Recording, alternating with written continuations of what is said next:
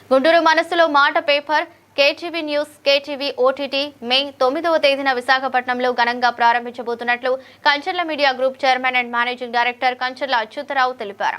గుంటూరులో ఓ ప్రముఖ హోటల్లో ఆత్మీయ సమావేశం జరిగింది. సమావేశంలో అమరావతి జోన్ కు సంబంధించిన రిపోర్టర్స్ పాల్గొన్నారు. వార్తలు ఏ విధంగా సేకరించాలో, ఇలాంటి వార్తలు పేపర్ కి పంపాలో చైర్మన్ రిపోర్టర్స్ కి సూచించారు. ఇప్పటి వరకు మనసులో మాట పేపర్ ను పీడీఎఫ్ రూపంలో ప్రజలకు అందించామని చెప్పారు. పేపర్లో పనిచేసే ప్రతి ఒక్కరికి మంచి జరగాలని, వారందరికీ శుభాకాంక్షలు అని తెలిపారు. కంచర్ల మీడియా తరపున ఈరోజు ప్రకాశం, నెల్లూరు, అలాగే కృష్ణా జిల్లా, బాపట్ల, పల్నాడు అంటే టోటల్గా చూసుకుంటే అమరావతి జోన్ తాలూకా మీటింగ్ ఈరోజు ఇక్కడ ఏర్పాటు చేసుకోవడం జరిగింది. మరి మనసులో మాట పేపర్ తాలూకా టోటల్ యూనిట్ అంతా ఈరోజు ఇక్కడ రావడం జరిగింది.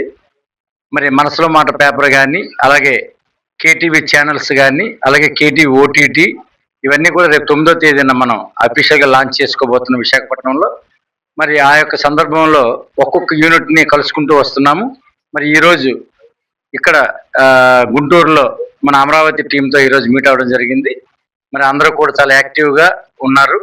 అందరూ సీనియర్ మోస్ట్ పర్సన్స్ అందరూ కూడా రిపోర్టర్స్గా ఇక్కడ రావడం జరిగింది. మరి మనసులో మాట పేపర్ అనేది చాలా అద్భుతంగా మనం 15 రోజులు డెమో పేపర్ కూడా ఇచ్చాము. రేపు 9వ తేదీ నుంచి కంటిన్యూ పేపర్ కూడా ఇవ్వడానికి అన్ని సన్నాహాలు చేశాము.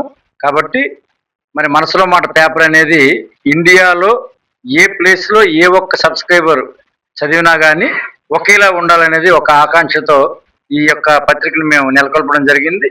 మరి విజయనగరంలో పేపర్ చదివినా ఆయనకి అమరావతి న్యూస్ తెలుస్తుంది, అమరావతిలో పేపర్ చదివిన ఆయనకి రాయలసీమ, తెలంగాణ న్యూస్ కూడా తెలవాలి. కాబట్టి ఆ యొక్క కాన్సెప్ట్తో మేము ముందుకెళ్ళడం జరిగింది. ఎంతో ఎక్స్పెన్సివ్తో కూడిన నిర్ణయం అయినా కానీ కస్టమర్కి, సబ్స్క్రైబర్కి ఏదైతే మనం మంచి న్యూస్ ఇవ్వాలనుకుంటున్నామో ఆ యొక్క ప్రాతిపదికన దీన్ని మేము నిర్ణయంగా తీసుకొని మేము చేయడం జరుగుతుంది. మరి మనసులో మాట పేపర్ అనేది దినదిన అభివృద్ధి చెంది మరి ప్రతి ఇంట మనసులో మాట పేపరు వాళ్ళ మనసులో మాట కింద తీసుకోవాలని ఒక ఆలోచనతో చేయాలని ప్రతి ఒక్కరిని నేను మనసావాచ కోరుకుంటూ సెలవు తీసుకున్నాను.